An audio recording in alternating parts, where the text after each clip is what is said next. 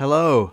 What is this, you may wonder? Well, probably not actually, because it most likely says in the title of the video. But anyway, this is Cat Quest, and this is the video game that I've been playing the most so far this year. I think I've got about 11 hours so far on this game, and I downloaded it, I want to say maybe 2 weeks ago, so it's a fair amount of time in 2 weeks to spend on the game. What I've done is I downloaded it on my laptop, I hooked my laptop up to a projector, and then my projector is pointed at my bedroom wall. So I just play this game every night, well not every night, but most nights, for like 30-40 minutes at a time before I go to bed. And it's just a fun, casual experience. It's a little RPG indie game. You play as a cat that is trying to save his sister from being kidnapped by the evil cat called Dracoth, who spawns dragons across the cat island that you're on. It's really simple, basic. There's not much to it. It's very typical for an RPG game, like dungeon crawler kind of game. You go on little side quests to level up and experience. You'll kill enemies and get XP and coins. You spend those coins on new armor, new weapons, and spells. And you just kind of progress your character and upgrade as you go. The side quests will help with the main quest, which is to save your sister cat. And it's just really fun, and it's so different for me. I wouldn't usually play a game like this. Obviously, if you're a subscriber and you've watched before, you'll know that I mainly play shooter games. So predominantly Halo, previously Splitgate. I've dabbled in Unreal Tournament and Quake for a few hours. I've recently played Star Wars. And other shooter games here and there, like Apex or Fortnite or Call of Duty. It's usually high intensity player versus player experiences that I'm playing, and this offline indie game that is probably targeted towards a younger audience has been my favourite game so far this year, out of the I think now 16 games that I've played so far this year. Weirdly feels like I'm getting old. Which I am. Like, when I was younger, when I was between the age of sort of 12 to 18, I was playing competitive Halo and COD, trying to win tournaments and leagues, going to events and stuff like that. And now, I just don't have the energy for that all the time. It stresses me out.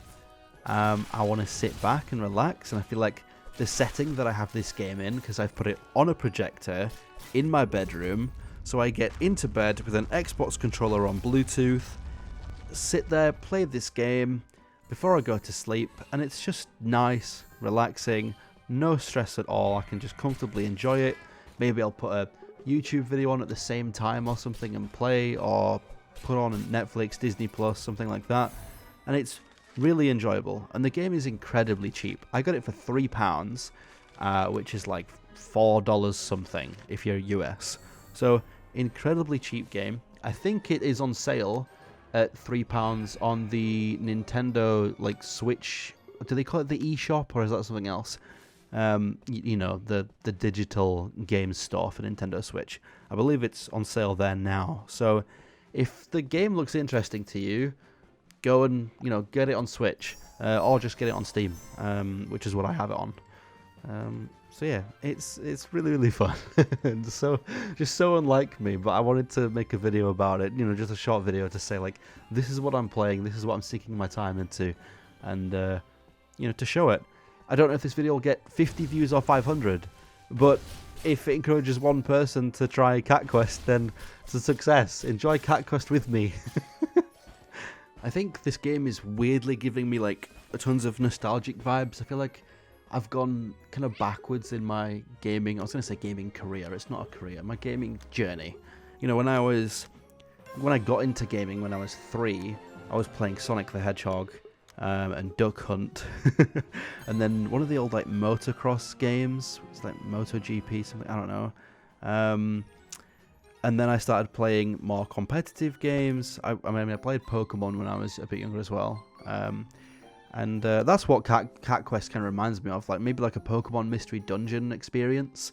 It just feels like I'm a kid again, playing like a nice little offline game on a handheld device or something, but obviously I'm playing on a projector. Yeah, rather than a high-intensity, stressful extraction shooter or PvP arena shooter, something like, you know, it's just a nice little indie game to relax and play. The game is quite like successful as well. It has a 96% positive review rating on Steam, which is incredibly good, and that's from just over 6,000 reviews. Now I don't know the conversion rate in terms of like how many people leave a review versus how many people purchase. I wonder if we could Google it. How many people leave a review on Steam? There we go. So roughly 1 in 20 leave a review. So this game has 6,100 reviews. So, you know, it might have sold 100,000 copies or more at the sale price of £3. It's not bad. So it did pretty well for its little, you know, little indie niche kind of thing. And it's on Switch, so I imagine it did quite well on there. I believe it's also on consoles, like PlayStation and Xbox maybe. So, yeah, maybe some people know it. Let me know in the comments, actually, if you're still here after 6 minutes of this ramble. If you actually know of Cat Quest, let me know, because I would love to know how many people actually know of this game. Because it's like a franchise now. There's Cat Quest 2 and 3 as well. So I'll definitely be playing those after I finish Cat Quest 1. Yeah, this is my new game. I'm not sure how many YouTube videos I can milk out of it, but this is what I'm playing at the moment. Because as you know, I've mentioned on the channel, I'm trying to play as many games as I can this year.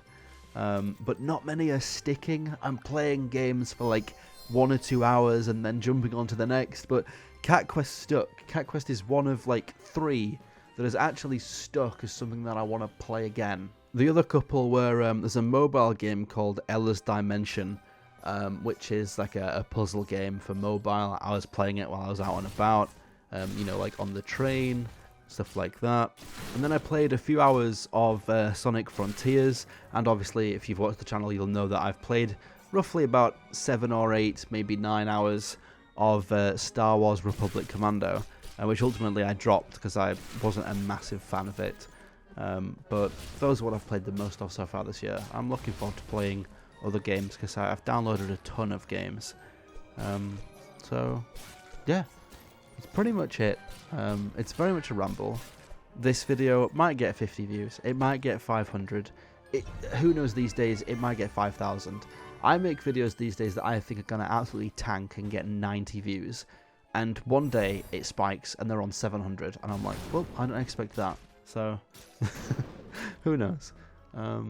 Yeah, that's it. I'm not going to ramble any further because I'll just repeat myself. So thanks for watching this one. And I'll keep you updated with what I'm playing. This year is just going to be a ton of, this week I'm playing this game. This is my new favourite game. I didn't enjoy this game. You know, it's just going to be like my life of gaming. My gaming life. But on my channel, I'm just going to show you, tell you what I'm playing, what I'm doing. I'm not going to be like a one-game channel, which is previously what I've been for like several years in a row. And I'm enjoying playing more casual stuff and just playing more stuff in general. So, yeah. Alright, thanks for watching this one, and goodbye.